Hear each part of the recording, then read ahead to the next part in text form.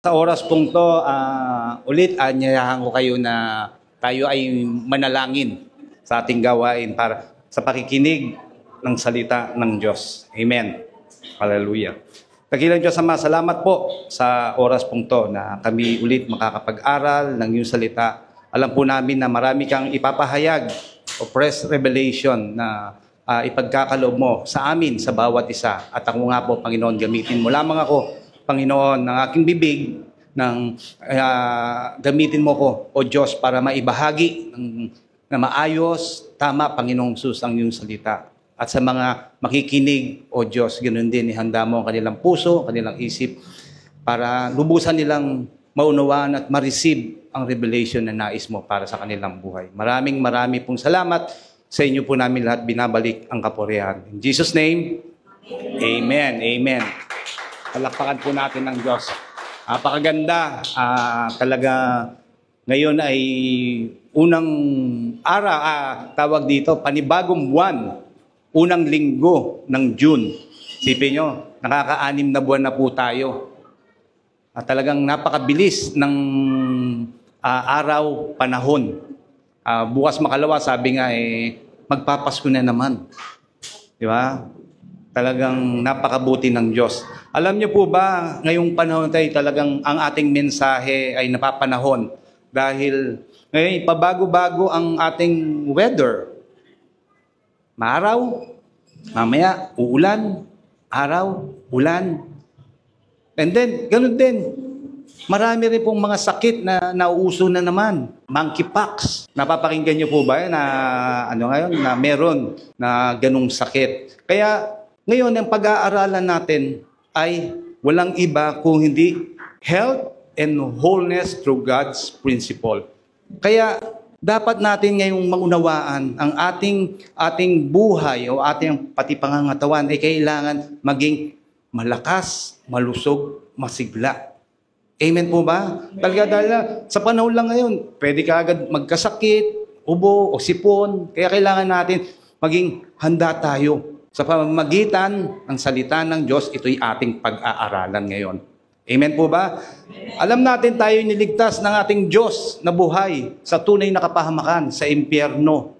Pero ngayon, atin siyang na-receive, tinanggap natin siya bilang Panginoon at tagapagligtas. Ang susunod sa salvation, next to salvation is divine health is one of God's most precious blessing. Yan ang susunod. Next sa salvation natin, gusto ng Diyos ay walang iba kundi maganda ang ating kalusugan. Ang pinakadakilang pagpapala sa lahat sa atin, di ba, ang kaligtasan at ang susunod ay ang ating kalusugan. Tandaan niyo po yan. Kaya hindi tayo takot mamatay. Yun, 3, 4, di ba? Hindi tayo takot mamatay. Bakit? Alam natin kung saan tayo pupunta. Pag magpantay man ang ating paa, di ba? Pupunta tayo sa langit. Again, hindi tayo takot mamatay. Pero gusto natin makita ang ating mga mahal sa buhay. Dito, habang tayo'y nabubuhay, gusto natin makita ang ating mga anak. Di ba? Makita natin ating apo habang tayo ay bubuhay dito na sila'y pinagpapala, kasama natin silang namamasyal. Kasama natin silang nakikipagtawanan. Pag sabay-sabay tayong kumakain, nakikita natin, gusto nating mabuhay tayo na kasama ang ating mga mahal sa buhay habang andito tayo sa mundong to. Amen? Pero ang higit sa lahat, ang gusto natin ay magbahagi ng salita ng Diyos. Amen? Dahil gusto rin natin makakilala ang ibang tao. Makakilala sila sa Panginoong Sus. Kung ano yung natanggap natin, gusto rin natin ibahagi sa kanila. Gusto natin sa mga kamag-anak natin o mga kaibigan natin, makilala nila ang Panginoong Sus bilang Panginoon at tagapagligtas rin nila. Sila ay makasama natin pagdating ng panahon. Amen. Again, one of the greatest blessing next to our salvation is divine health. Hindi pera. Tandaan nyo, Money, money, money, not money. Bakit? Kasi kung ikaw meron kang pera, pero kung ikaw naman ay nasa banig ng karamdaman, nakahiga ka nga sa pera, pero meron kang sakit, oh, ano saysay nun? Diba? Ano ang saysay nun? Walang saysay yun. Hindi mo mai-enjoy kahit may pera ka, kahit maganda ang bahay mo, nakahiga ka doon, pero wala. Hindi mo nai-enjoy yung ganda ng bahay mo. Yung 4 na sulok lang ng kwarto mo at nakahiga ka sa waterbed. Pero meron kang karamdaman. Hindi mo rin ma-enjoy na ikaw ay makapamasyal dahil meron kang sakit. Pinapasyal ka, ikaw ay nasa, ang tawag na, nakahiga ka. Ayaw mo nun. Kaya, again, napakasarap na ang ating buhay ay malakas, malusog, at pinagpala.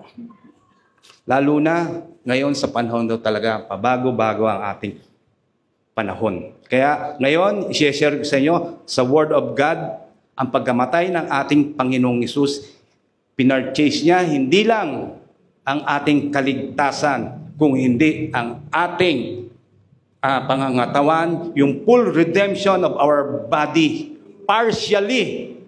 Bakit sinabing partially? Kasi ang buong redemption ng ating katawan ay ang sa pagbabalik ng ating Panginoong Hesus sa rapture. Amen? Dahil itong katawan to, hindi naman to pwede ka umakyat sa langit, pero pagdating ng panahon, pagdating ng Panginoong Hesus, ang ating katawan ay kanyang babaguhin. Amen? Babaguhin niya. Sa kisap mata, yung ating katawan ay pakakasama natin ating Panginoong Hesus sa langit. Amen? Kaya tayo, di ba nasasabik tayo sa rapture? Amen? Amen. Yan ang gusto ko talaga. Tayo sabik na sabik pagdating ng panahon. Na kaya, pag tumunog ang trompeta, kasama tayong aakyat sa langit. Pwede ba natin palakpakan natin, Panginoong Hesus? Babaguhin niya ang ating katawan. Pero ngayon, dito tayo sa mundong to, meron din tayong partial redemption. Dahil pag ikaw ay may sakit, kasama tong niredeem ng ating Panginoong Hesus, meron siyang redemption plan para dito. Tayo kailangan tumanggap ng kagalingan, sabi niya, di ba, sa kanyang mga sugat. Tayo kanyang pinagaling. By the stripe of our Lord Jesus, we are healed. Sa pamamagitan ng kanyang sugat, tayo kanyang pinagaling na. Tandaan niyo po yan. Kaya meron ding plano ang Diyos. Kung ikaw ay may sakit, may plano siya, hindi niya tayo iniwan na, may sakit na, ganun. Wala. May plano siya. May redemption siya na ikaw ay pagalingin. Amen? Dahil yun ang gusto ng Diyos. Ikaw ay maging malusog at manatili talaga ng malakas. Today, we will learn about healing and how to stay healthy. Tandaan ho natin, magkaiba ang physically fit at physically healthy. Ang physically fit, di ba? Talagang tumatakbo yan. Para bang sasakyan na lang. Ang ganda-ganda ng sasakyan niya. Talagang pag tinignan mo, ganda ng mugs, ang ganda ng pintura ng kotse niya. Pero pag tumakbo, pupugak-pugak. Ganun din naman ang tao eh. Makita mo, wow, may six-pack. Pero hindi siya makaakyat ng hagdanan, hindi siya makalakad ng kahit na 500 meters. Ibig sabihin, hindi siya healthy. Nakukuha niyo po ba, mga kapatid? Mas maganda, ngayon kaya ito, pag-aaralan natin na ang ating pangangatawan, tayo magiging healthy dahil sa biyaya ng Diyos. Kaya, don't worry. Kahit yung katabi mo, may 6-pack yan. Ikaw, 1-pack lang. Okay lang yan. Kahit ang katabi mo, ang balakang yan, 23. Ikaw, 33. Okay lang yun. Walang problema. Basta, physically health ka. In Jesus' name. Amen? Amen. Oh. Kaya i-establish natin ngayon to, ang ating pag-aaralan, yung foundation ng healing. Saan ba nagsisimula ang health? Diba? Saan ba siya nagsimula yung health? Diba nasa root word niya dyan ay heal. H-E-A-L. Yun ang root word ng health. Alam niyo ba, ang nature ng Diyos ay magpagaling. Amen. Wala nang iba. Yan ang nature niya. Siya'y magpapagaling. Jesus did not walk on the water all the time. He did not calm the storm all the time. Not multiply loaves and pieces all the time. But He healed people all the time. Amen. Alam nyo, dito sa atin sa mundong to, dito sa pulpitong to, ating ngayon pinahayag ang kagalingan o ang healing. Kasi dapat itong ituro. Ito yung turo, ito dapat. Kung paano natin tinuturo sa mga tao o sineshare nyo ang kaligtasan, ang kaginhawaan ng buhay, ganun din, dapat rin marinig, ituro ang kagalingan. Amen? Bakit? Kailangan kasi nito yung tao na sa kanyang buhay na meron siyang redemption ng kagalingan. Dahil pag ito'y kanyang naririnig, ito'y lumalakas ang kanyang pananampalataya. Kailangan niyang marinig. Faith comes from the hearing of the word of Christ. Kailangan niya marinig ang salita ng Diyos para lumakas ang kanyang pananampalataya. Kayo, di ba sineshare niyo yung kaligtasan? I-share niyo din yung kagalingan. I-share niyo rin yung mga pagpapala. Kailangan marinig ng tao para yung kanyang faith ay lalong lumakas. Maunawaan niya yung pag-ibig ng Diyos. According nga dyan sa Romans 10:13, sabi diyan, no? Whoever calls on the name of the Lord shall be saved. Yung save ho dyan, so means save, heal, deliver, preserve. Big sabihin yan, na save na tayo. Diba? Yung healing ng pangangatawan natin, kailangan marinig nila. Kasi yung sotso dyan, parang package deal. All-inclusive ho yan. Kailangan sineshare din natin yan. Hearing the word of Christ. Pag narinig niya si Kristo, sigurado magpapapap sa kanya yung faith niya, yung pananampalataya niya, lalakas. Ay, salamat, Panginoong Sus. Sinave mo na ako at ngayon, dinideliver mo na ako ngayon sa kagalingan ko. Amen? All-inclusive yan. So. Hindi lang spiritual tayo niligtas ng Diyos, kung hindi pati sa kagalingan. Sa ating physical na pangangatawan, kasama yun. Kaya ipuprove ko sa inyo to sa scripture. Basahin natin. Matthew 8:16. When evening came, many who were demon-possessed were brought to him, and he drove out the spirit with a word and healed all the sick. All. All means all. Wala siyang tinatangi. Diba? Hindi, ang Panginoong Diyos, hindi lagi siya nagpapakain. Hindi siya laging lumalakad sa tubig, yung storm, hindi siya laging nagpapahinto, pero lagi siyang nagpapagaling. Paulit-ulit nagpapagaling ang Diyos, hindi siya nagtatangi, mayaman ka, mahirap ka, kundi ang nais ng Diyos ay magpagaling. Naririnig ng mga tao na ang Panginoong Yesus pumupunta sa Kanya na siya ay nagpapagaling. Kaya dinudumog siya. Kaya sa atin mga kapatid, again, lagi natin i-share ang ating Panginoong Yesus.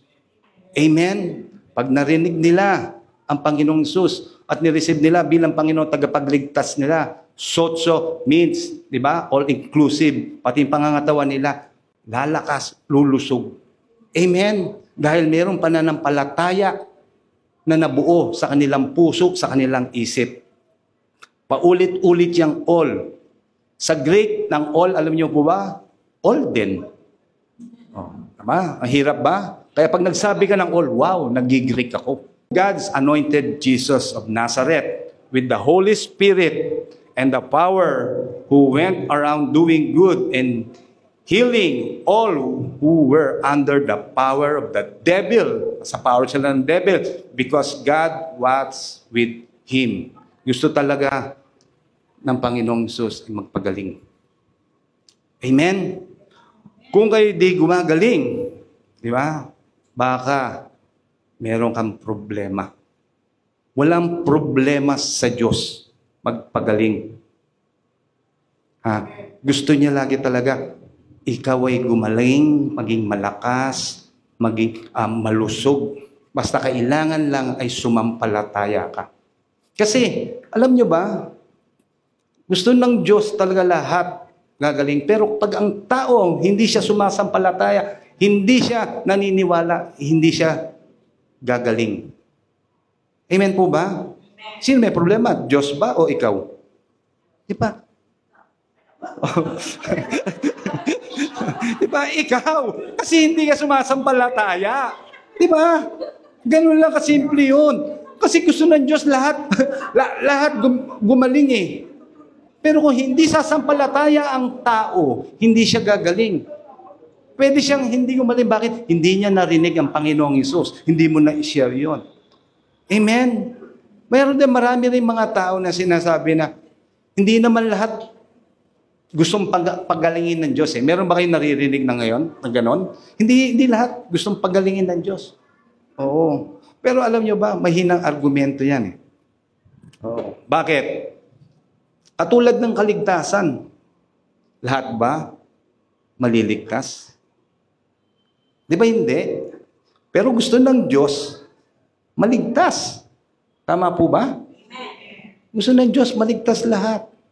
Pero, harapin natin, hindi talaga yung iba maliligtas. Sabi diyan, 2 Peter 3:9, the Lord is not slow in keeping His promise, as one understand slowness.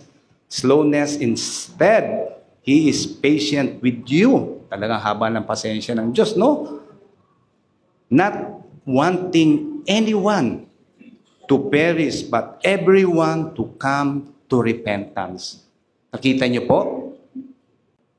Di ba? Talagang ang Diyos, napakabuti.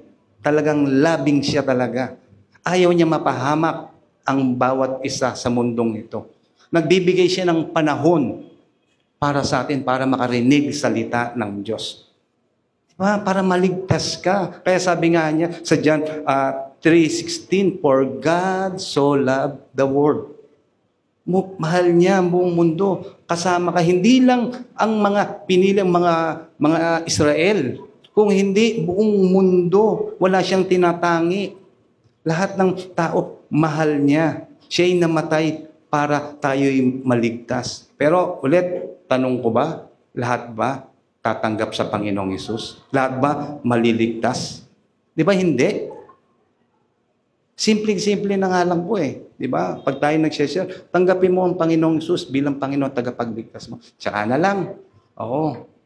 Tsaka na lang. Tumatanggi sila. Pero, talagang gano'n ang buhay. At least, na-share natin. Pero ito nga yung tanong ko, lahat ba masesave? Hindi naman talaga.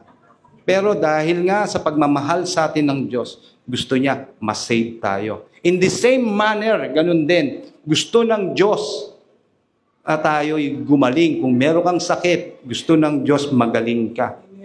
Amen. Kung ikaw ay maniniwala at kung ikaw ay sasampalataya sa Kanya, paniniwalaan mo siya. Amen? Walang, yung iba nga, ayaw maniwala na ang kagalingan ay bigay ng Diyos. Ayaw niyang tanggapin. Kasi, iniisip niya, sa isip niya, hindi, mabait naman ako. Diba? Sinusunod ko magulang ko. Oh, hindi ako gumagaling. Sabihin pa niyan, talagang kailangan kasi inaangkas mo sa perfect na gawa mo. Tapos bubulungan ka pa ng demonyo. Ayan, hindi ka kasi nag-pray. Diba? Inaangkas mo sa performance mo dahil ikaw ay mabait. Ikaw ay masunurin, lahat. Tapos susundan ka pa ng demonyong gano'n. No? Hindi ka nag-pray, hindi ka sumama sa ganito sa gawain ng Diyos, hindi ka nagsimba last Sunday. Oh, susundutan ka pa ng gano'n. Aray. Oh, ngayon nakukondem ka. Ibig sabihin lang yan. Di ba? Pinaghalo mo yung law at saka grace, performance mo. Kailangan 100%. Magiging perfect para matanggap mo yung healing. Parang mali. Ay, talagang mali. Parang ilaw na to. Pag ito ba walang kuryente, pag yan walang ilaw, ibig sabihin ba yan walang kuryente? Hindi, di ba? Baka hindi lang naka-on yung switch niya. Hindi man nakababa yung breaker. Tama po ba? Kaya hindi siya sumisindi. Parang ganun din. Baka wala ka sa tamang koneksyon sa Panginoong Hesus, sa Diyos. Kaya ngayon, inaangkas mo yung sarili mo. Mali ang connection mo. Dahil maganda ang performance mo. Maling connection yun. Binubulungan ka ng diablo. Wala yun sa connection yun. Dahil tandaan nyo, ang tamang connection para ikaw ay gumaling ay pamamagitan ng pananampalataya. Amen? Kailangan tanggapin mo siya. Buong buo. Ang iyong pananampalataya ay buong buo. Dahil ang nagko-connect sa atin sa Diyos ay pananampalataya. Hebrew 11:6. And without faith, it is impossible to please God because anyone who comes to Him must, believe that He exists and that He reward those who earnestly seek Him. Yung faith, yung pananampalataya natin, yan yung kumukonekta sa Diyos. Kaya paniwalaan mo yung tamang koneksyon. Kaya sa oras to, kung ikaw ay naniniwala, ikaw ay gagaling. Pinagaling ka na ng Diyos by faith. Amen? Sabay-sabay natin sabihin, God is a healing God. God is a healing God. Jesus is a healing Savior. Jesus. Amen. It's always God's will to heal us. Amen. Hallelujah. Palakpakan natin ating Diyos. Yung faith natin. Lag natin. Lord, sa iyo ko umaasa. Sa iyong biyaya. Hindi dahil sa kabutihan ko kaya ako natatanggap ang galingan.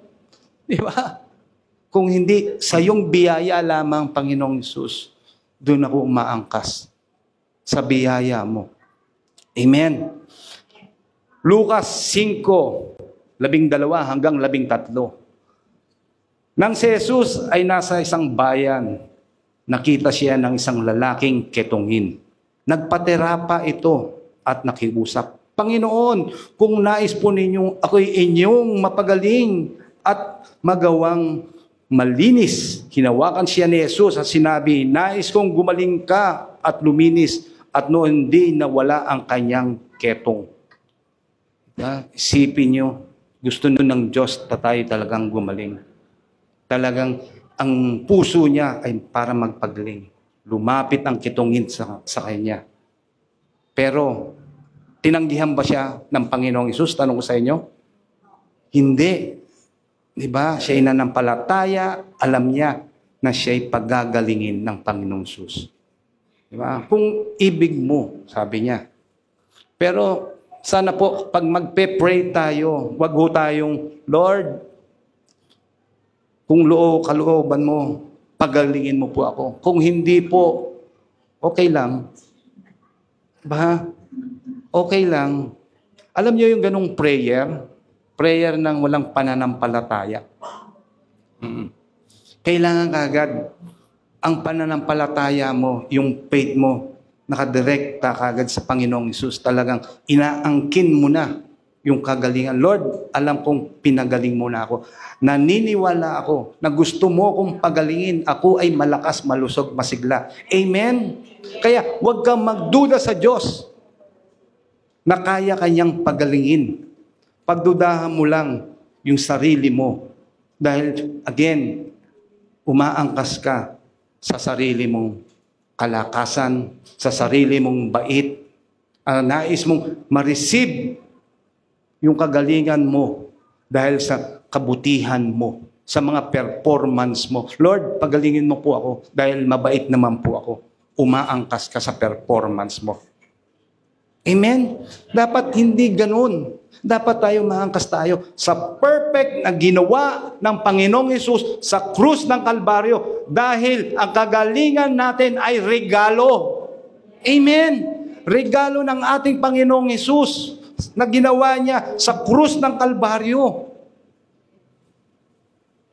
Yung sinipsip ng kanyang dugo ang katawan, ang ating mga sakit. Paniwalaan natin yun. Sa finished work ng ating Panginoong Hesus, brother and sister. Kaya, yun ang nais ng Diyos. Ang kanyang biyaya, lahat ng kanyang ginawa sa krus ng Kalbaryo. Ang kinin natin, yung kagalingan na yun. Kagalingan na hindi kahit kailanman matatapos. Dahil 2,000 years ago, na hanggang ngayon, effective. Amen? Sabi siya, hindi ho matatapos yun kahit kailanman. Hanggang andito tayo sa mundong yon, sa mundong to, ang kinin natin. Dahil yun ang atonement na biniyaran ng ating Panginoong Hesus sa krus ng Kalbaryo. Kaya ngayon, marireceive mo ang kagalingan, ang healing, kung ikaw ay naniniwala dahil ikaw ay worthy sa mata ng Diyos. Dahil nasa iyo ang Panginoong Hesus. Amen? Amen! Palakpakan natin ating Diyos. Kaya ang kagalingan uli ay regalo ng Diyos sa atin. Kasama yan, package deal yan, sotso, kaligtasan, kagalingan. Amen po ba? Kaya dapat lang natin i-renew natin ang ating isip na nais ng Diyos sa buhay natin.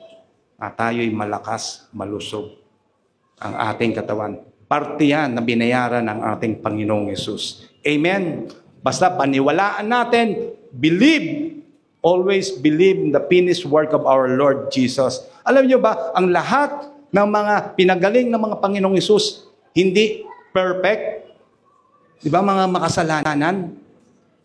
Tapos ikaw ngayon, bakit hindi ako gumagaling? Ang bait-bait ko naman. Sige, ikaw na. Oh.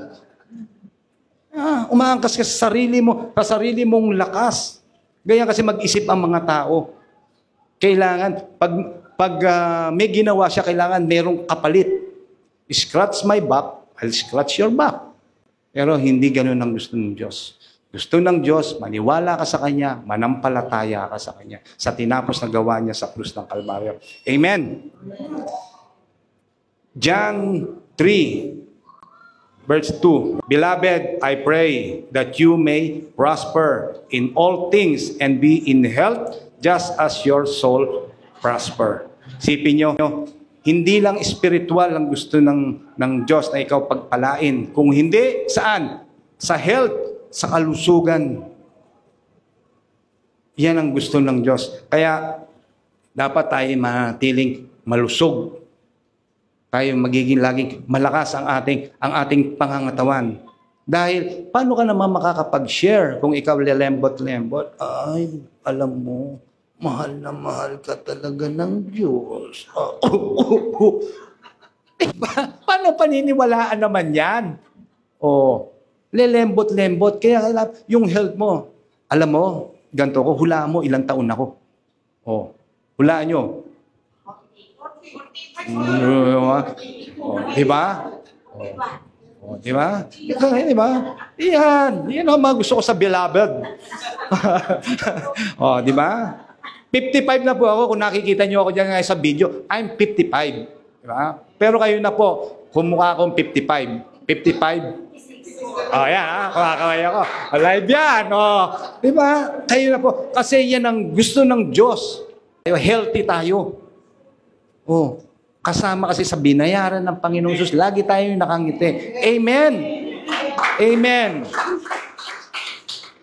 Kaya ngayon, ituturo, di pa po ako matatapos Ituturo ko po, nagsisimula pa lang ako, yung divine principle for staying healthy.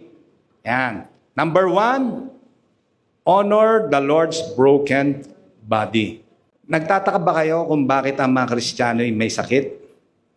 Yan, medyo parang lalong umaano ang ating. Sana tatanong niya, bakit nga ba gano'n? Ang mga Kristiyano, merong nagkakasakit. I'm not referring for a minor na yung ailment na, yung sakit na ubo, sipon. Referring ko lang sa mga talagang threatening illnesses. Yung mga cancer sa buhay, di ba? Yung mga kung anumang matitinding sakit.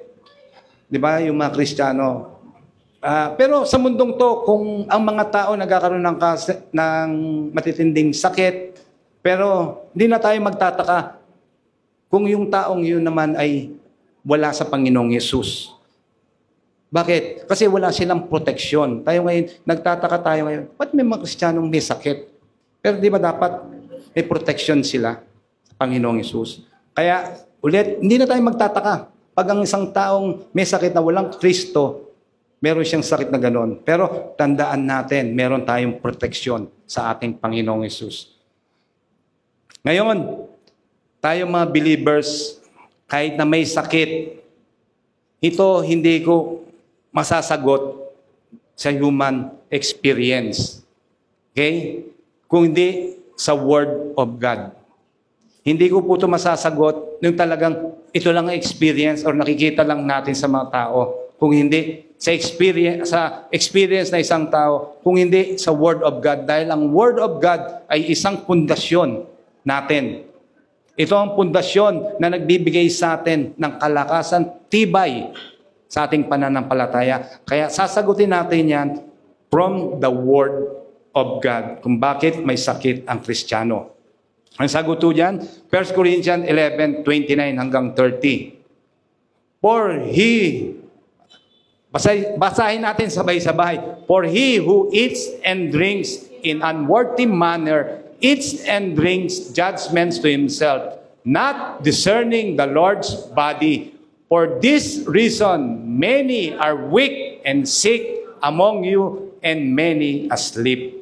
Ang sleep ho dyan, ay ibig sabihin sa Greek ho yan, ay yung patay. Kasi pag ang Kristiyano namatay, natutulog lang siya. Amen po ba? Kaya huwag kayong matutulog habang ako'y nagtuturo. Kaya kasi, di ba? Kaya natutulog. Buti na lang, sabi, buti gising to. Kaya matutulog. Pero sabi diyan, for this reason, ibig sabihin, singular lang po siya. Isa lang. Isa lang ang reason. Singular lang for this reason. Hindi maraming rason kung bakit nagkakasakit na malubha ang Kristiyano. At pwede rin siyang mamatay na maaga. Ano kaya yung reason na yon? Ang sagot dyan, not discerning the Lord's body. Alam mo, Kristiyano, pag hindi nyo alam kung bakit ginagawa natin ang communion, bakit natin ginagawa yung breaking of the bread, wala kayong idea. Diyan papasok kung bakit hindi nyo natatanggap ang divine healing ng ating Panginoong Hesus. Kaya bakit nagiging mahina, nagiging premature or nagiging mahina ang inyong pangangatawan. Pero sa bandang kabila naman, kung alam mo ang kahalagahan ng ating partaking of the bread or ating communion, ginagawa natin yan every Sunday. Ang mangyayari sa iyo, if we discern the Lord's body, sabay-sabay po nating basahin. If we discern the Lord's body, we will walk in health and wholeness. Diba? Kasi alam natin yung kahalagahan ng communion. Tayo lalakas, lulusog. Pero dahil hindi nyo nga alam, nung iba, mga Kristiyano, parang baliwala lang sa kanila, okay na. Wala lang. Ganun lang ang benepisyo sa kanila. Parang natural lang. And then, meron din naman, dahil alam nila, natural lang yun. Sige, baliwala. Ngayon naman, yung ibang mga Kristiyano, alam mo saan nagpo-focus? Nagpo-focus sila sa pag-exercise, po-focus sila sa magandang pagkakain. Pero don't get me wrong, hindi ho masama yun. Yung kayo nag-exercise, di ba? Tapos doon kayo, ang masama ho, doon kayo nagpo-focus, doon nyo ho binibigay ang lahat-lahat. Pag-exercise nyo, hindi ako kakain ng mga oily foods, hindi ako kakain ng mga seafood.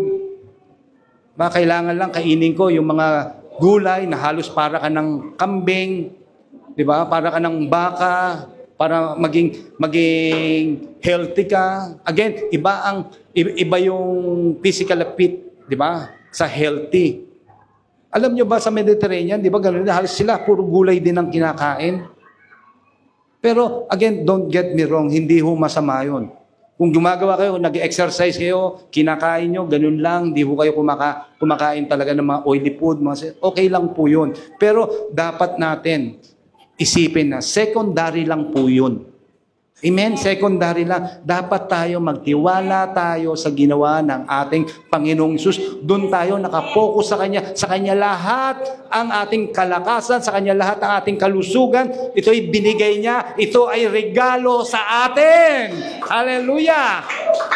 Diba? Dapat ganun. Secondary lang yan. Itong exercise ko, Lord, salamat, nakakatakbo ko ha. Diba? Secondary yun. Lagi tayo dapat nagpapasalam. Sarap-sarap nitong mga gulay na to.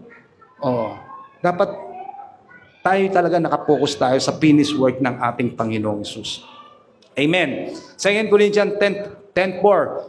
For the weapon of our warfare are not carnal, but mighty in God for pulling down the stronghold. Ang carnal ho dyan, ibig sabihin ay sark. Means natural. Ang sakit natin, alam niyo ho ba, ay warfare yan. Tama? Kailangan nating paglalabanan ng sakit. Di ba, nilalabanan, uminom nga kayo ng gamot, pinaglalabanan natin yan. Ayaw natin na may sakit. Kaya may warfare dyan. Itong natural natin na katawan, nagkakasakit, pero may warfare. Kailangan natin paglabanan yan. Paano? By spiritual.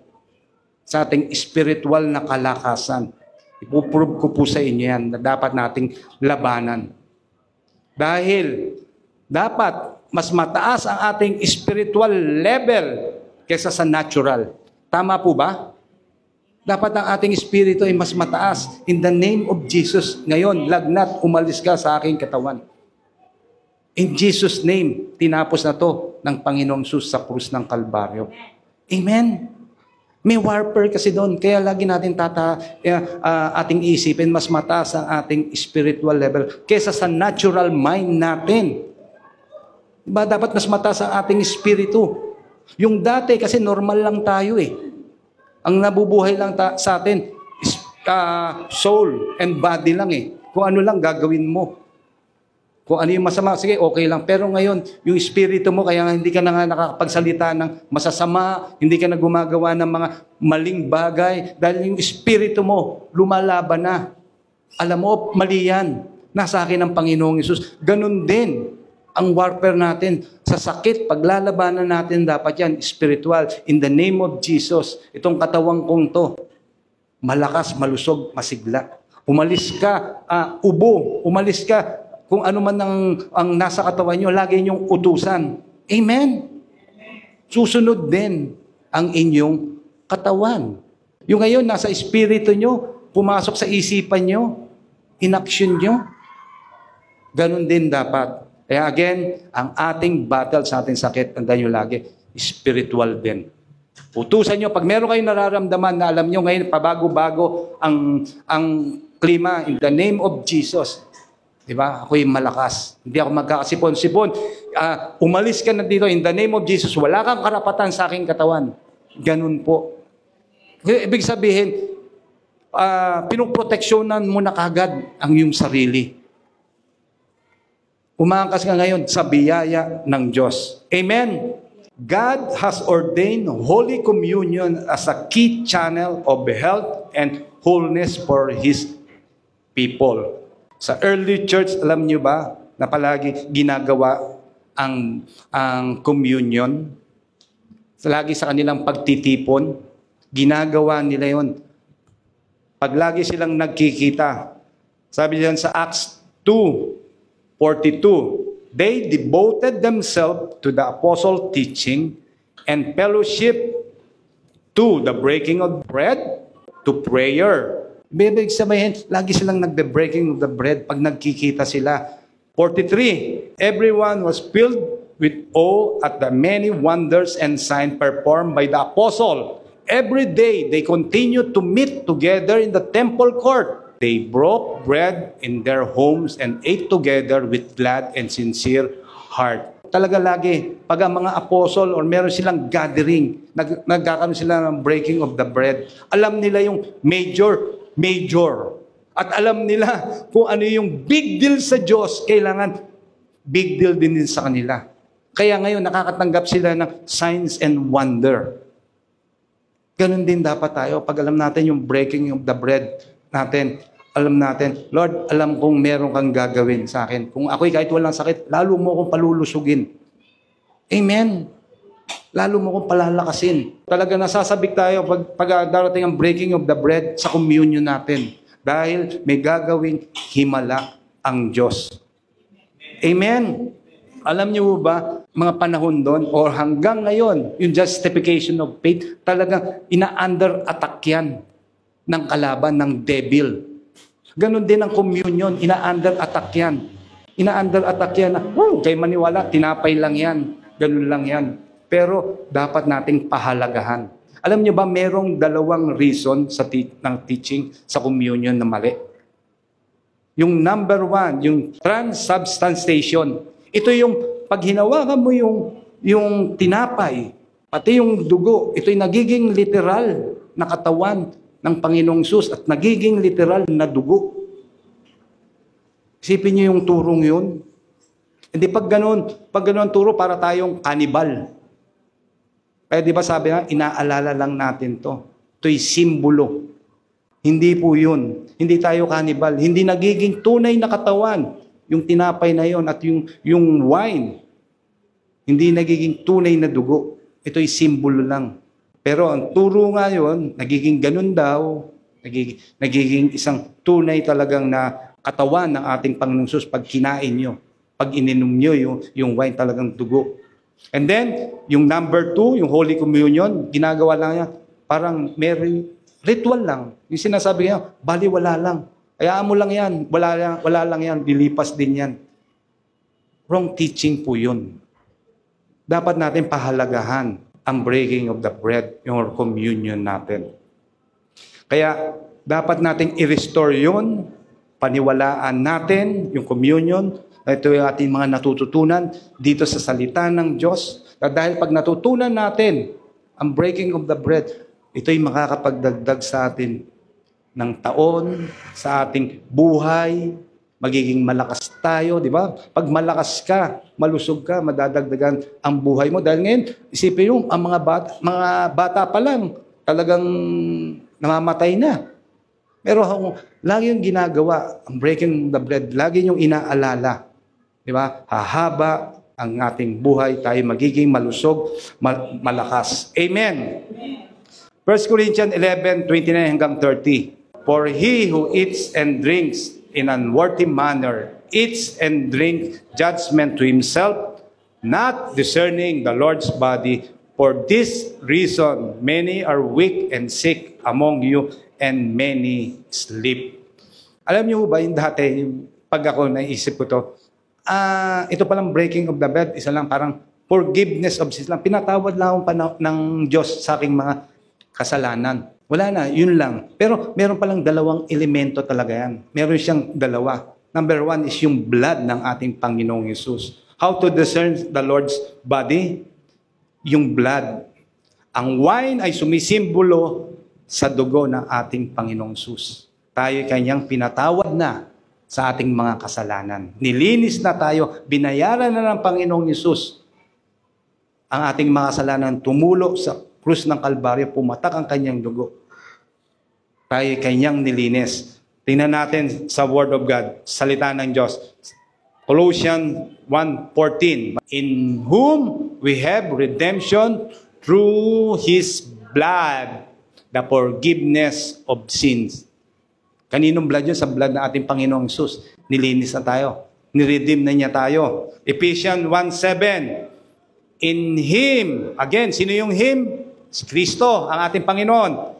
We have redemption through His blood, the forgiveness of sins according to His riches and His grace. Pamagitan ng pagtigis ng dugo ng ating Panginoong Hesus sa krus ng Kalbaryo, tayo'y kanya nang pinatawad, tayo'y naging righteous na sa harapan ng Diyos. Tayo ngayon ay makakapanalangin sa Kanya ng, Lord, salamat dahil ako'y pinagaling mo, ako'y matuwid na dahil sa Panginoong Hesus, nilinis ako ng Kanyang dugo. Amen. Makakatawag tayo sa Kanyang, Abba, Father, pag tayo nananalangin.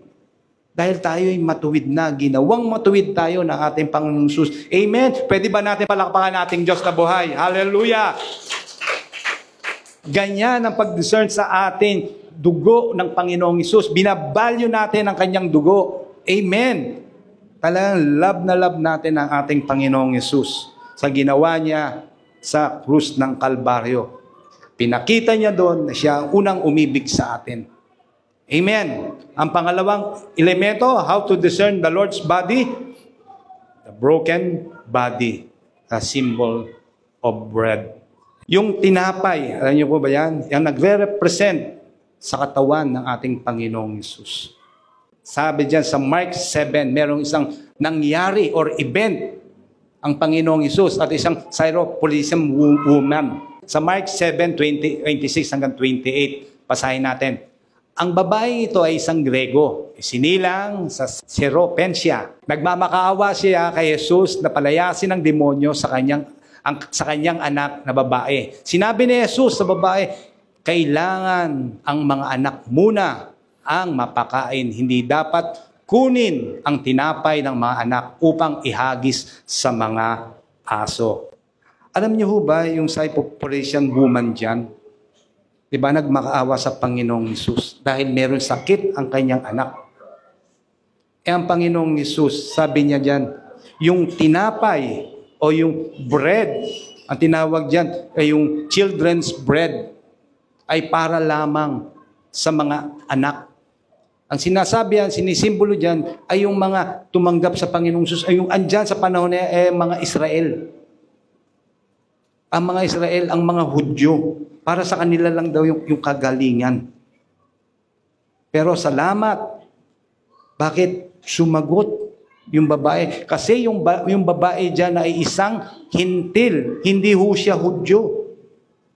Hintil siya. Parang tayo, hintil. Dahil alam niyo po ba, di ba, nakipag-covenant ang Diyos sa bayan ng Israel, yung naituro ni Pastora Berna, di ba, may covenant sila. Tayo, wala naman tayong covenant Kaya tawag nga sa atin dyan, kita mo, sipin nyo yung aso, ang kagalingan ay para lamang sa mga Hudyo. Pero ang ganda ng sinagot ng babae. Basahin natin. Ngunit tumugon ang babae. Yan ano yan? Hindi siya Hudyo hintil siya. Opo, Panginoon. Ngunit kahit na ang aso sa ilalim ng hapag ay kumakain ng mga nalaglag na tinapay ng mga anak. Lord, sa English yan, Lord, she replied, even the dogs under the table eat the children's crumb. Ibig sabihin nun, kahit ang mga mugmog ay kinakain ng mga aso para lang sila'y gumaling. Yan kasi kagalingan dyan yung children's crumb. Ibig sabihin yan yung healing. Kaya ngayon dahil tayo nasa New Covenant, nasa Panginoon na tayo, ang healing ay nasa atin din. Nasa Panginoong Hesus. Amen. Nasa inyo na yan. Di ba sabi ko, yung tinanggap niyo ang Panginoong Hesus bilang Panginoong tagapagligtas, nasa inyo na. Nasa born again spirit nyo na. Hindi na kayo magdududa. Amen. Again, nire-refer dyan yung children of God, yung body ng ating Panginoong Hesus, yung kagalingan na pinagkaloob sa atin ng Panginoong Hesus. Tanggapin mo lang.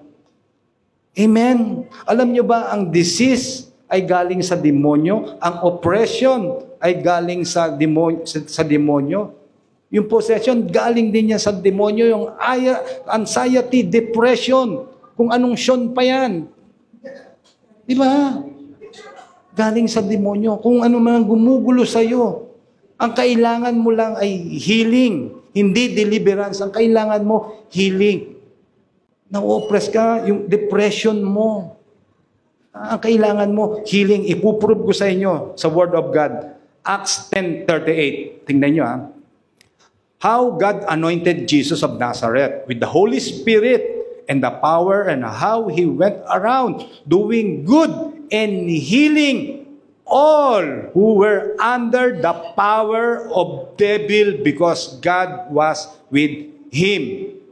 Isipin nyo, pinagaling ng Diyos lahat ulit. All. Kaya alam nyo, kung ano man ang gumugulo ngayon, hindi ko alam sa inyong isipan. Ano man ang gumugulo, ano man bumubulong sa inyo, dapat nyong tandaan, Pinagaling na kayo ng Panginoong Hesus. Ang Panginoong Hesus ang magbibigay sa kaisipan nyo ng kapanatagan, peace of mind. Bibigyan ka ng Panginoong Hesus. Healing kung meron ka, kung ano man ang iyong sakit ngayon. In the name of Jesus. Amen. Isipin nyo, kaya ang depression, healing ang kailangan mo ay ang Panginoong Hesus. Bibigay niya yan. Gagawin niya lahat. Ang Panginoong Hesus. Dahil nasa Kanya ang tunay na kagalingan. Paniwalaan mo lang ang Panginoong Hesus. Wala nang iba. Believe, believe, believe na mangyayari sa iyo ang kagalingan. Dahil pangako yan ng Panginoong Hesus. Ginawa niya yan sa krus ng Kalbaryo. Maniwala ka lang. Kung ano man ang mga naiisip mo ngayon, depression or anxiety, Lord, wala to in the name of Jesus. Sa isip ko, Lord, ikaw ang kabutihan mo lagi. Ang sa akin, sa isip ko, ang pag-ibig mo. Amen? Di ba, isipin nyo, yung, dito rin, meron ding dalawang bulag. Meron ding isang incident na pangyayari ang Panginoong Hesus. Yung dalawang bulag. Lumapit sila sa Panginoong Hesus. Sabi niya, Panginoong Hesus, pagalingin mo po kami. Lumapit ang Panginoong Hesus. Sabi niya, kayo ba'y naniniwala? Do you believe I'm able to heal you? Sabi ng Panginoong Hesus. Oh, sumagot yung bulag. Yes, sabi nila. Kami naniniwala. Naniniwala kayo, sumagot sila? Di ba? Amen. Hindi naman sila pipi. Bulag sila. Di ba? Kaya sumagot sila. Pero nang nangyari, totoo, nakadilat sila, nakakita sila. Amen. Ganon din tayo, paniwalaan natin. Ibuka natin ang ating bibig. Lord, I believe I'm healed. Ang depression, wala sa aking isipan. In the name of Jesus. Declare, declare, declare. Naniniwala lang ang tao, alam nyo, kasi karamihan sa mga nakikita nila. Pero ang pananampalataya, di ba? Mas na-over ng pananampalataya. Dahil ang pananampalataya, kahit di mo makita, pinaniniwalaan mo. Amen? Hindi mo pa man siya nakikita, pero nananampalataya ka, alam mong mangyayari. Time and time, mangyayari yon. Kaya dapat, paniwalaan natin, manampalataya tayo sa tinapos na gawa ng ating Panginoong Hesus. Dahil walang iba. Obligado ang Diyos na tanggapin mo ang kagalingan dahil naniniwala ka. Amen. Hindi niya ipagdadamot ang isang bagay na alam niya, na pinaniniwalaan mo, taos sa iyong puso, taos sa iyong isip. Ipagkakaloob niya yan. Dahil kasama to sa binayaran niya sa krus ng Kalbaryo. Amen. Basahin natin Isaiah 53 verse 4. Surely our sicknesses, He hath bore pains. He hath carried them, and we have esteemed Him pledged, smitten of God's and afflicted. Tingnan nyo dyan, yung sicknesses, surely, sigurado, walang duda. Diba? Talagang sigurado, kinuha na ng Panginoong Hesus. Yung ating mga kasakitan, kinuha na ng Panginoong Hesus. Actually, prophecy nga yan eh. Nung nasa Isaiah. Tingnan natin Tingnan natin yan sa Matthew. Yung katuparan na, kinuha na ng ating Panginoong Hesus. Matthew 8:17. That it might be fulfilled, which was spoken by Isaiah the prophet, saying, He Himself took our infirmities. Ano yun sa Greek word yan? Asthenia or weaknesses. And bore our sicknesses. Ibig sabihin, nosos or chronic diseases. Isipin nyo, binasa natin kanina sa Isaiah, pinulpil ng ating Panginoong Hesus. Yung weaknesses mo, yung kahinaan ng isip mo, pinagaling na ng Panginoong Hesus. Kung ano-ano mga pumapasok dyan, yung kahinaan ng katawan mo, pinalakas ka na niya.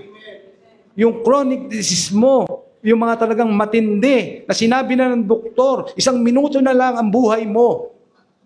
Di ba? Wala ka na. Hindi mo tatanggapin, Lord, alam ko, ako'y pinagaling mo na. Sipin nyo yung sickness yan, di ba? Chronic disease, ibig sabihin, kahit na anong sakit yan, kahit cancer level 20 na yan, diba? Kayang pagalingin ng Diyos. Amen. Yan lang ay nangyayari sa mga naniniwala sa Kanya. Amen. Diba? Parang yung dalawang bulag, naniwala sa kanila. Yun na, isipin niyo ako, natural siguro na pinanganak silang bulag. Diba? Tapos gumaling sila, nakakita sila. Talaga ma-amaze ka. Siguro pag ikaw, mapapatalong ka eh. Babalik ko lang ho. Meron na kasi kong kilalang pastor. Although, ano na siya, na kay Lord na ho siya. Pastor yung putol lang kamay. Pag sinabi niya, maniwala ka lang. Sabi niya, talagang natural. Sabi niya, mangyayari sa'yo. Kasi ano yun eh, iputol yung kamay niya. Sabi niya, yung mga imposible, kayang gawin ng Diyos. Tapos sabi niya, putol to. Kaya ito, pag tumubo ang Diyos, wala imposible sa kanya tutubo. Sabi niya.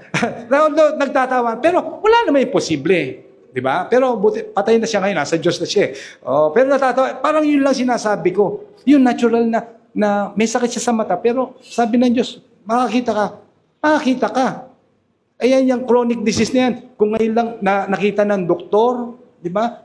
Talagang walang imposibleng kaya kang pagalingin ng Diyos. Ito mama, nakikinig ka sa podcast. Kung ngayon, nakita na sinabi sa iyo ng doktor na meron kang cancer in the name of Jesus, paniwala mo, kaya kang pagalingin.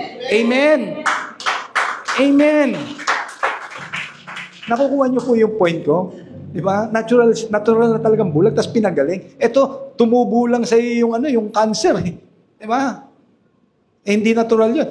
Kaya pa. Yung natural, kaya nga gawin ng Diyos na yung imposible, kaya yang gawin posible. Amen? Talaga napakabuti ng Diyos. Kaya tingnan natin itong picture na to. Tingnan natin dyan. Yan. Nakikita nyo po yan? Kasi yan sa doon sa Passion of Christ. Sino po nakapanood yan? Siguro, yung mga yan, parang tingin nyo, tao pa? Ako, tao pa tingin ko dyan eh. Di ba? May ilong, may mata. Kaya kasi, pinakita dyan ni Mel Gibson, yung president, na yung director niya, na ginanyan lang niya, parang tiname lang niya. Kasi pag hindi, kundi magiging parang X-rated yung yung film niya. Kaya ito, gusto kong makita nyo, madidesign nyo kung ganyan pala. Pero, pag binasa natin ang Biblia, yung kahulugan ng kanyang mga sugat, kung ano nangyari sa katawan ng ating Panginoong Yesus, mas matindi pala sa kanya. Yung description ng Biblia sa Isaiah 52 verse 14. Basahin natin. Tingnan niyo yung description. Maraming nagulat nang siya'y makita. Dahil sa pagkabugbog sa kanya, halos hindi makilala kung siya ay tao. Isipin niyo yun. Yung kaninang picture na yun. Mukhang tao pa yan, pero dito sabi ng Biblia, mukhang hindi na siya tao. Paano pa kaya yun? Makikita, hindi siya mukhang tao. Yan, kaya-kaya pa nating i-describe. Pero sa salita ng Diyos, mukhang hindi na siya tao. Dahil dyan, alam niyo ba, dahil sa ginawa ng Panginoong Sus, tayo naligtas, tumigis ang kanyang dugo, nabugbog siya, tiniis niya yan, yung pangyayaring yan para sa atin, kagalingan, yung curse ng mga sakit, maalis. Basta kailangan mo lang paniwalaan siya. I-discern mo, di ba yung discerning? Yung isipin mo, yung ganyang picture na, yung kasakitan mo, mga sakit mo, mga nararamdaman mo, lumipat sa kanyang katawan. Sinipsip ng kanyang katawan. Yung mga sakit mo, yung mga kamalian mo, kasalanan mo, lumipat sa kanya. Kaya, di ba, tinuro natin yung divine exchange. Sabi mo, hindi ka ba maluluha niyan? Hindi mo ba makita, Lord, thank you. Wala na ako ibang masabi. Talagang biyaya mo kung ano man ako ngayon. Inalis mo sa akin ang lahat ng mga sumpa, mga sakit. Niligtas mo ko. Yan yung discerning na. Pag hawak natin yung crumbs or yung tinapay, isipin nyo lahat, Lahat ng kasakitan ko, lumipat sa kanyang dugo ang katawan. Dahil pangako niya sa atin, tayo kanya ng pinagaling. Amen! Yes and amen! Hallelujah! Palakpakan natin ating Diyos. Yun, discern nyo lagi yun. Lagi isipin yan. 1 Peter 2:24. Dapat tandaan natin to. He himself bore our sins in his body on the cross, so that we might be died to sin and live for righteousness. By his wound, you have been healed. Pinagaling ka na ng Diyos. Huwag ka nang mag-beg sa Kanya. Huwag ka nang magmakaawa. Lord, magaling na ako. Diba? Kanina sabi ko, wag na tayo sa Kanya talagang para bang hirap na hirap tayo.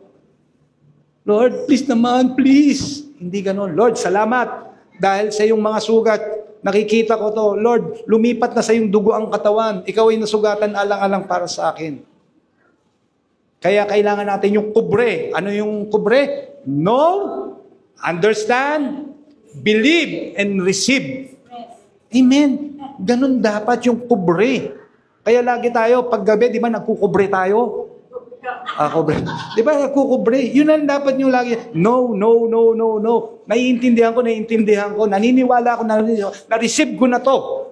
Agalingan na to. Amen. Ini-express ko ngayon, sineshare ko ngayon, ako'y magaling na. Hallelujah. Kahit na nakita mo, may symptoms ka. Hindi pa. Hindi, magaling na ako in Jesus' name. And again, yung spiritual na level mo, tumataas doon sa natural mo. Amen. Kasi yun ang gusto ng Diyos. Nakangiti siya, nakita. Talaga yung anak ko. Talagang ang kanyang pananampalataya sa akin. Talagang lubos-lubos. Kaya natutuwa ako, magaling ka na anak. Amen. Amen. Kaya ngayon, siyempre, bago ako magtapos, ang ating beloved walk. Tingnan yung ating mga pinag-aaralan dito. Hindi through experience, kundi through the Word of God. Lagi natin sinasabi, ang salita ng Diyos dito sa Beloved Grace Church ay pundasyon ang salita ng Diyos. Amen? Kaya ang ating beloved walk, take communion regularly. Not as an obligation, but a celebration of Christ's finished work. Kaya tayo nakangiti. Alam natin na tayo ay merong matatanggap na pagpapala. Everyday tayong nagpo-communion. Ways to apply communion in daily life. Number 1, personal communion. Dapat everyday, sana meron tayong personal na communion sa ating Panginoong Hesus. Kahit na nasaan kayo, kung ano man ang hawak nyo, yung tinapay. Di ba? Sabihin nyo, Lord, inaalala ko to, itong tinapay na hawak ko ngayon, inaalala ko. Ang iyong katawan ay nabugbog para sa akin. Ako ay malakas, malusog, pinalakas mo na po ako. Kahit na sinasabi mong cornic yan, basta yung nasa isip mo, dinidiscern mo lagi yung nangyari sa krus ng Kalbaryo. Kahit nasa jeep ka, sabi mo, Lord, inaano ko po itong communion na to. Iniisip mo. Di ba? Dapat ganun, every day. Kaya, ngayon, number 2, ways to apply communion in daily life, family communion. Yun. Bawat family sana sabay-sabay tayo. Pwede kayo, pag yung hapunan nyo, tanghalian nyo, discern natin yung breaking of the bread. Para at least lalo kayo magkaroon ng bonding. Di ba sabay-sabay kayo, nananalangin din kayo, nagpapasalamat kayo sa breaking of the bread. Parang yung dati, nung Old Testament, or dito, parang nasa church rin kayo, kayong pamilya, nasa hapagkainan kayo, sabay-sabay kayo nagko-communion. Amen? And then number 3, healing and restoration. When facing sickness and trial and uncertainty, use communion as an act of faith, standing on God's covenant of healing and victory. Kahit ngayon, meron kayong nararamdaman, mag-communion kayo. Gawin nyo to. Lagi sabihin nyo, Lord, salamat. Ang pundasyon namin ay ikaw lamang, Panginoong Sus. Ang kagalingan na ito'y tinanggap ko na dahil kinuha mo na to sa krus ng Kalbaryo. Kaya kayo ay magpasalamat. Amen? Gawin nyo yan. O yung parang palang na, nararamdaman mo, kakaroon ka ng sipon, or healing ka agad. Kuha agad healing bread. Hindi mo kayo tinapay. Lagi mo ka agad i-discern. Lord, salamat. Ako ngayon nagko-communion. Alam ko, pinagaling mo na ako. Every day, talaga, laging restoration. Gagawin sa iyo ng Panginoong Jesus dahil ikaw ay naniniwala sa ginawa ng ating Panginoong Jesus sa krus ng Kalbaryo. Amen. Kaya ang ating beloved thought, it is God's nature to heal. Jesus healed all the times. Pwede po ba natin palakpakan ang ating Diyos na buhay? Hallelujah. Sige po, bago tayo mag-healing bread ngayon, alam ng Diyos ang ating mga nangyayari sa ating buhay. Pero bago ang lahat, inaanyayahan kong manalangin dito, lalo na yung bago na nakapakinig ng salita ng Panginoong Hesus at sa ganda sa nakikinig sa podcast, naanyayahan ko kayo na tanggapin nyo bilang Panginoon at tagapagligtas ang ating Panginoong Hesus. Sige po, sabayan niyo po ako sa maiksing panalangin. Hallelujah. Panginoong Hesus, maraming salamat po na ikaw ay namatay para sa akin. At ako'y naniniwala na ikaw ay nabuhay, muling nabuhay para sa akin. Kaya sa oras pong to, Panginoong Hesus, tinatanggap kita bilang aking Panginoon at tagapagligtas. Kayo na po ang maghari sa aking buhay. Isulat niyo po ang aking pangalan sa aklat ng buhay. Salamat po, Panginoong Hesus. Amen. Ako na lang mananalangin. Panginoong Hesus, batid mo ang pagbigkas at pagsabi ng aking kapatiran na to, na tinanggap kanya bilang Panginoon na tagapagligtas. Kayo po ang nakakaalam ng kanyang buhay. Kaya sa oras pong to, Panginoong Hesus, alam ko kung ano man ang kanyang mga suliranin o kanyang mga nararanasan, Panginoon. Kayo po ang mag-aayos, kayo po ang magpapala sa kanya. Salamat po, Panginoong Hesus, sa iyong pag-ibig. In Jesus' name, Amen. Hallelujah. Thank you, Lord Jesus. Sige po, ating pinag-aaralan, salita ng Diyos. Yung bread or yung communion, kung paano ang Panginoong Hesus ay sinabi niya, i-discern natin ang Lord's body. Kaya sa oras na to, habang pinagkakaloob sa atin ang simbolo ng kanyang katawan at ang kanyang dugo, isipin nyo ang lahat ng ginawa ng Panginoong Hesus, yung kaninang picture na yung kanyang dugo ang katawan, ay lumipat ang ating mga kasakitan sa Kanya. Ang ating mga kahirapan lumipat sa Kanyang dugo ang katawan. Sige, isipin niyo po. Thank you, Jesus. Thank you, hallelujah. Lord, inaalala namin ngayon ang ginawa mo sa krus ng Kalbaryo. Ang iyong pag-ibig.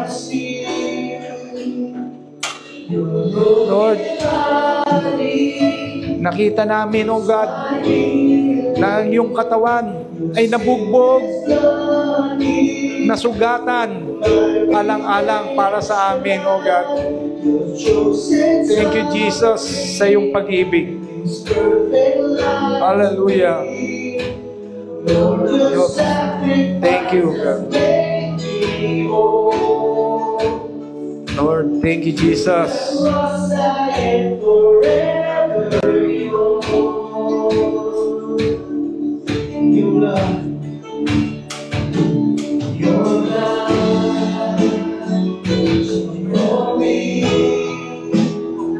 Pastor Pat. Pastor Pat.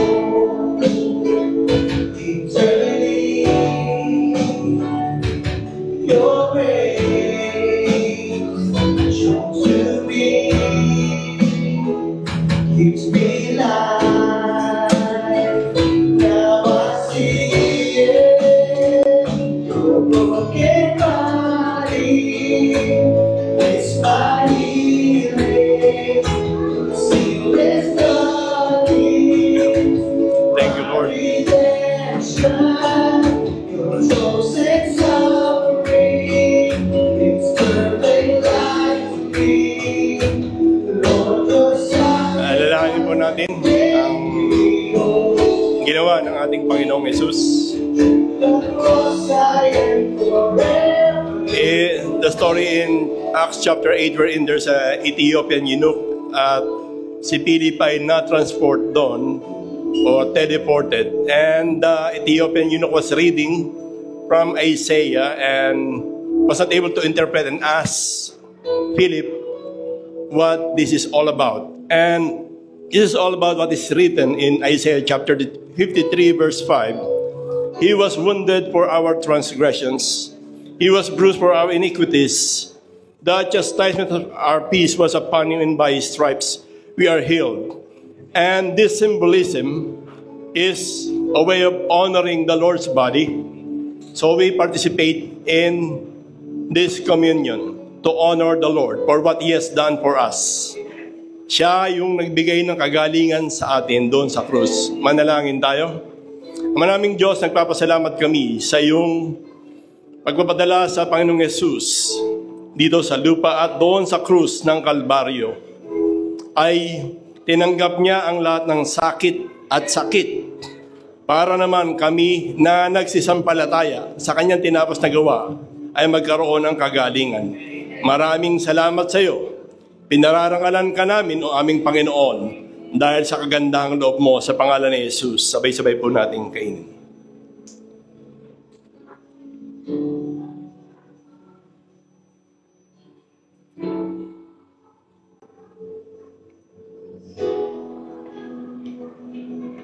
Doon sa unang 1:7, ang sabi ron, the blood of Jesus cleanses us. So, the meaning of the word cleanses is a continuous cleansing. Ito ay nagpapatuloy na paglilinis sa atin. So, daily, we commit mistakes, we commit sins, so to speak. But, the good news is that, dahil doon sa dugo ni Jesus na natigis doon sa krus, nililinis nito tayo palagi, kaya tayo'y nakalalapit anytime without any ceremonial cleansing needed. But because of the blood, we are always clean in the sight of God. That is part of the finished work. Manalangin tayo. Aming Ama, maraming salamat po na dahil sa Panginoong Yesus na yung kanyang dugo na tumigis doon sa krus ng Kalbaryo, ito po ay nagbigay sa amin ng tunay na kalinisan. Kalinisan na ikaw po ang pinagmumulan, and because of the blood of Jesus Christ, we are the righteousness of God. At maraming salamat, Panginoon, inaalala namin ang iyong kagandahang loob na dahil sa dugo, kami ay may kapatawaran sa lahat ng aming kasalanan. Sa pangalan ni Jesus. Amen. Inumin po natin sabay-sabay. Father, we want to thank you as we remember the body and the blood of Jesus Christ here in our midst. Sinama sa iyong salita na ito ay palagi naming alalahanin. At inaalala namin ito, binibigyan namin ng karangalan ang iyong katawan, ang iyong dugo, ang iyong tinapos na gawa. Maraming salamat, Panginoon, and we are forever grateful for what you have done to us. You have done so many good things to each one of us. And we know na meron kang mga ginagawang mabubuting bagay sa kasalukuyan and much more in the future. You will do more good things because you are a good and gracious God. And we give you glory in the name of Jesus Christ. Amen. Amen.